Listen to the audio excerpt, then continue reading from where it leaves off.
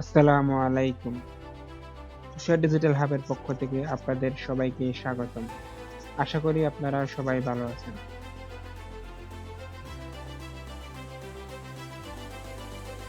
গত ভিডিওতে আমরা কথা বলেছি ডিজিটাল মার্কেটিং এর প্রধান ৬টি শাখা সম্পর্কে। আজকে আমরা কথা বলবো কিভাবে নিজে ডিজিটাল মার্কেটিং শেখার রোডম্যাপ তৈরি করা যায়।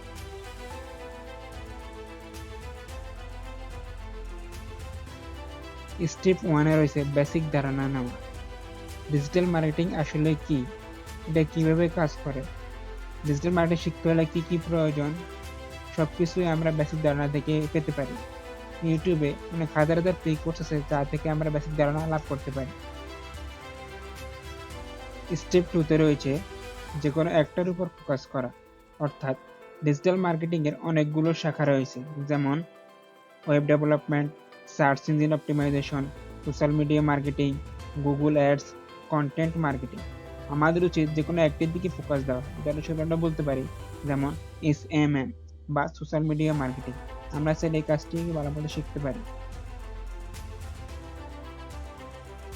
স্টেপ 3 তে রয়েছে নিজের প্রজেক্ট তৈরি করা, অর্থাৎ আমরা একটি ফেসবুক পেজ অথবা ওয়েবসাইট খুলতে পারি, যেখানে আমরা প্রতিদিন যেসব কাজ শিখব সেই কাজগুলো আমরা ওই জায়গার মধ্যে প্র্যাকটিস করব, যা আমাদের পোর্টফোলিও হিসেবে কাজ করবে।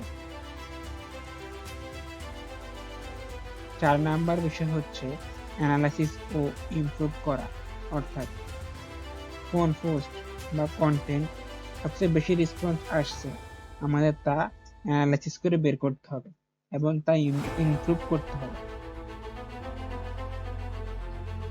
5 নাম্বার বিষয় হচ্ছে নিজের ব্র্যান্ড তৈরি করা,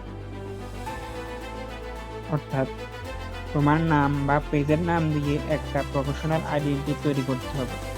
এতে করে ধীরে ধীরে ক্লায়েন্ট বা প্রজেক্ট পাওয়া শুরু হবে। তো আজকের ভিডিওটি এই পর্যন্তই। আপনার মূল্যবান সময় দিয়ে এই ভিডিওটি সম্পূর্ণ দেখার জন্য আপনাকে ধন্যবাদ। আর ভিডিওটি ভালো লাগলে অবশ্যই লাইক, কমেন্ট, শেয়ার করে দিন।